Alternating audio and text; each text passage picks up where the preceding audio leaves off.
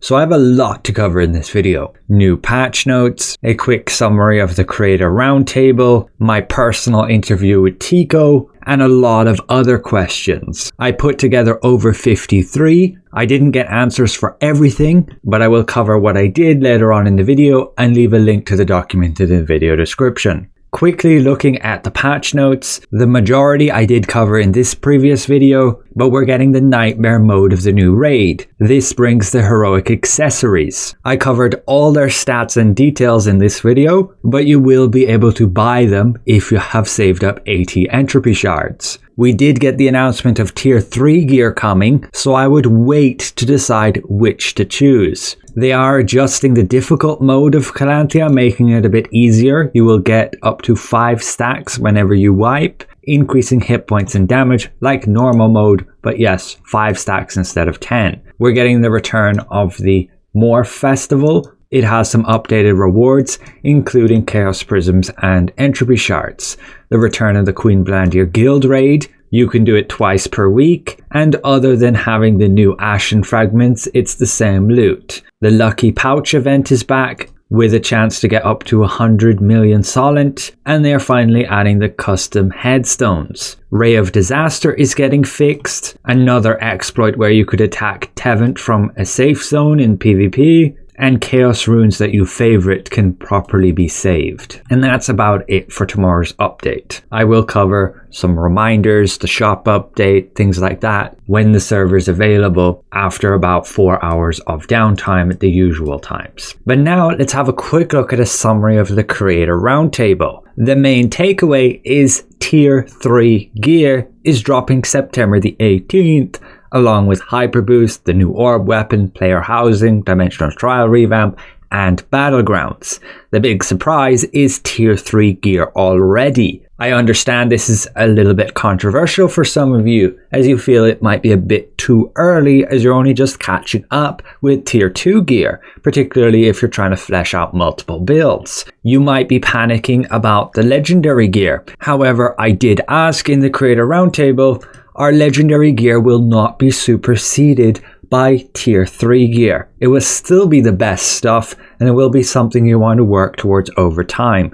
And yes, it's intended to take quite a while to upgrade or be really expensive if you want to rush it. I understand that some of you are annoyed we cannot sync our legendary gear, and this is not a feature that's planned to happen. However, when tier 3 gear does drop, the gap between legendary and tier 3 will probably close a bit, so it won't be that big a deal if you're just running tier 3 weapons versus legendary on alt setups. They will be bringing 2 new co-op dungeons, upgrading tier 1 field bosses to have tier 3 gear. There'll be no new map expansion, and we can expect more info on what current materials will be useful in tier 3. They probably learned a lot of lessons from going from tier 1 to tier 2, where we were rewarded for a lot of hoarding. I doubt we will get awarded as much. Again, at the same time, September the 18th, we get Hyperboost.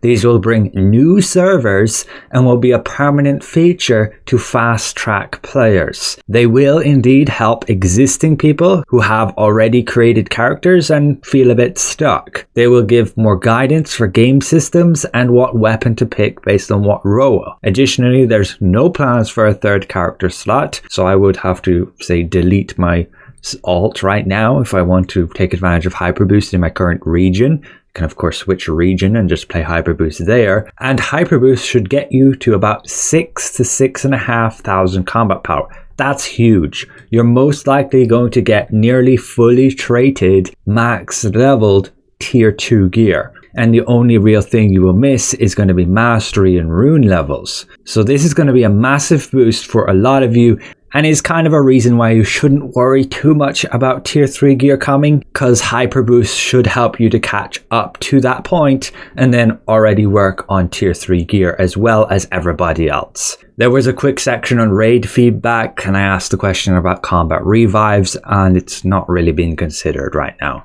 Again, the new orb weapon is dropping September the 18th as well. It will have a 12 meter range, requiring a lot of placement and setup versus other weapons. Will have a high skill ceiling, and Tico hints it might synergize well with crossbow. you'll be able to create areas which will like debuff and probably anti-heal enemies.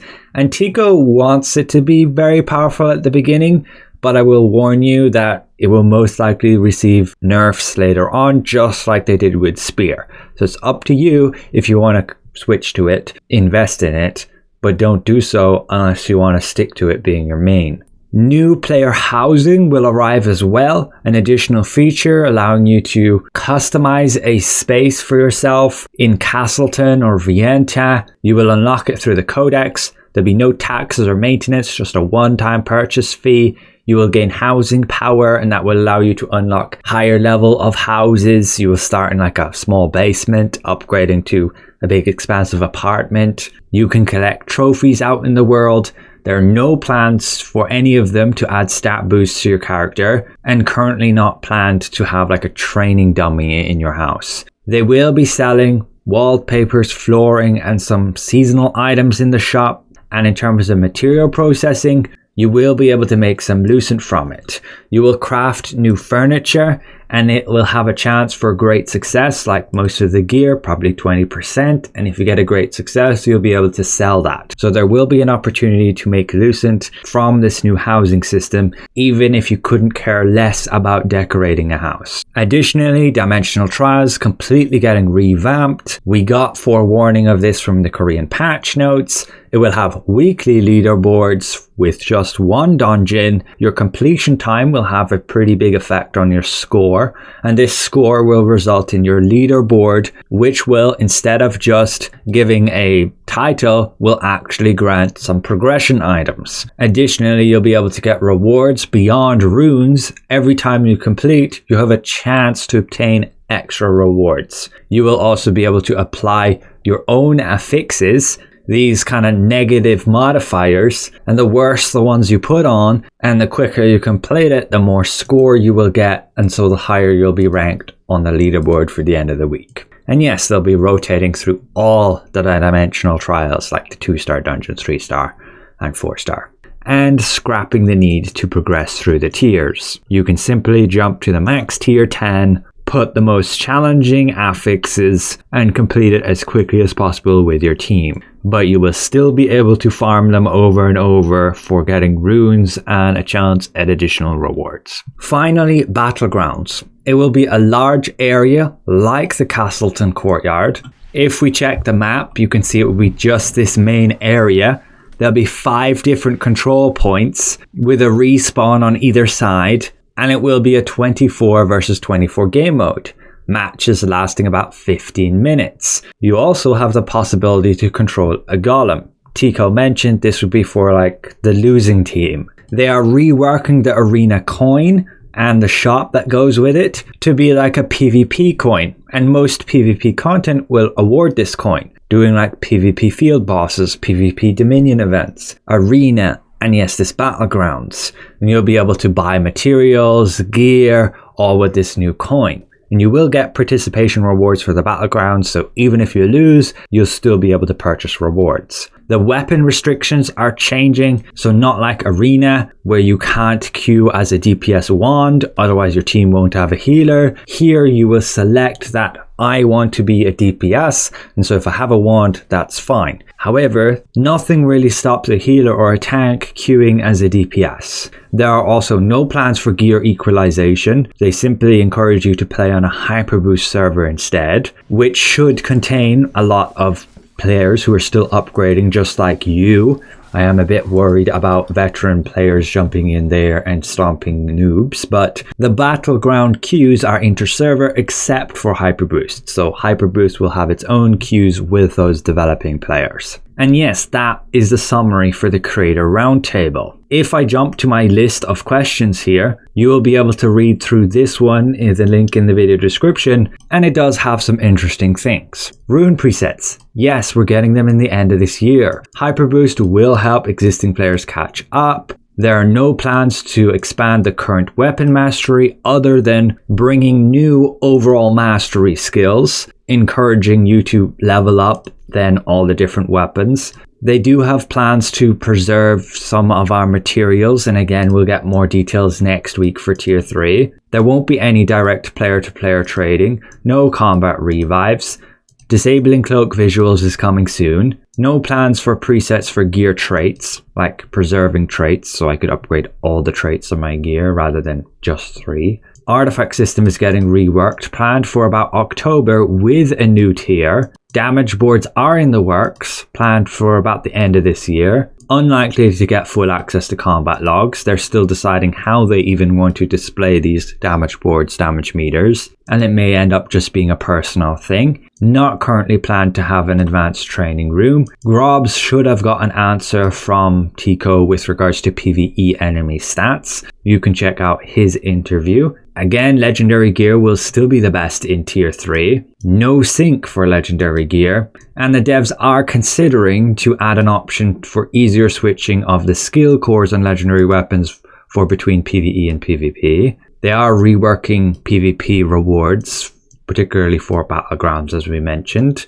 Alliances are changing to just be 2 guilds. That will be the same for the Hyperboost servers. Castle Siege is getting a bit of rework. You can check Welps' interview that should be posted tomorrow for more details on that. There are no current plans to change the siege colors, particularly to be able to clearly see the defenders. It is not currently planned to bring back open world field bosses like we had in tier 1. And we will be getting the ability to respawn at full health and mana, at least for Battlegrounds. There's no current plans for region transfers or cross progression between PC and consoles. And the PlayStation exclusive server, the current situation is unlikely to change, meaning you won't be getting cross server queues and things like that. It will be considered to have an option to disable voices in towns and not disable at the same time the bosses. It will be considered to improve action mode. There's no plans for a 3rd character slot, and it is not planned to have the same battle pass and store as the Korean server. It's very likely to remain different for now. If you want to know how many people beat the hard mode on the Clan tier raid, Grobs should have an answer in his interview, and the bunny outfit was said to be too immersion breaking. They haven't currently planned to release it. If your question is not here and didn't get an answer, well, I probably had it listed within these 53 or so. And you can see I simply didn't get an answer with it. That's either because the devs didn't want to respond or couldn't respond, or I didn't get the opportunity to ask it. So overall, I hope this helps. Again, lots more details still needed, particularly with tier 3, what kind of gear are we getting, along with the new weapon. How are the skills actually going to work? How will it synergize with other weapons? For now, we only know that it might suit best with crossbow, at least as a damage dealer. So thanks all for watching. A special thank you to the support of my channel members, and we'll see you guys around. Goodbye for now.